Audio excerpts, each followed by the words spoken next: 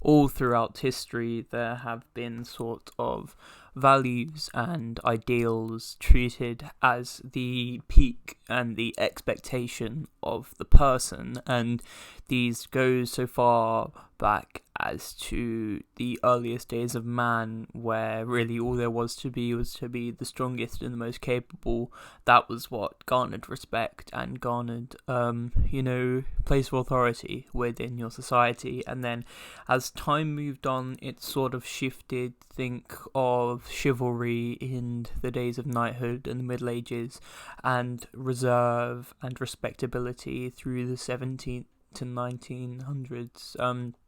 People had to have these conditions and these qualities to be deemably, a high standard person, and then it moved on to status and popularity, and still with certain aspects of the older views, but new ones as well.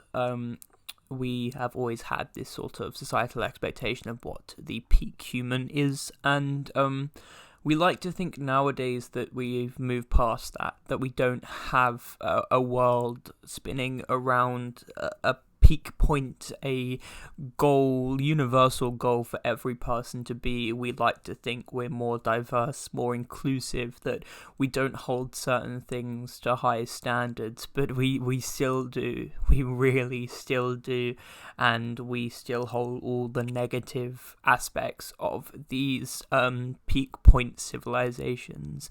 We still have the exact same pitfalls that come with valuing only very specific people. Nowadays, it's a lot more complex and embedded what we are valuing most. It's a confidence. It's it's the type of person you find hard to describe but know when you're around. They just exude some kind of free likability, and it seems when in contact with these people that they are good people, and that they are someone you want to rally around, and that they are an appeasable person.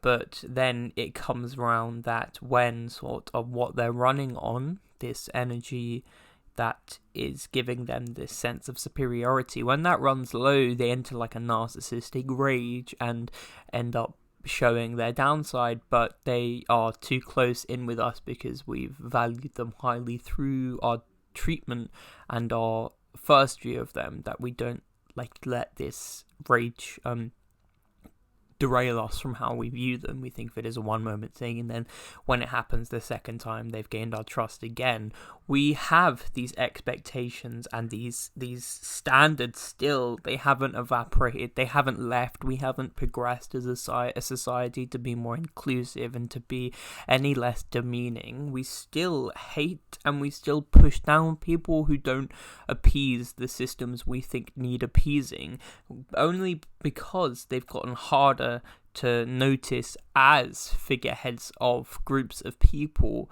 We think this is a thing of the past, but it's not. It's just deeper in the psyche of the person to be attracted to more so, and to want to seek out and want to rise up certain people higher than others because of certain traits.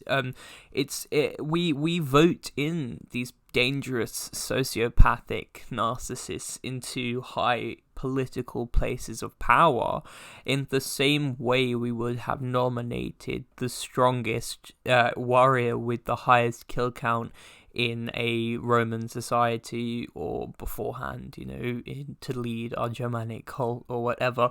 We are exactly the same as we were these hundreds and thousands of years ago.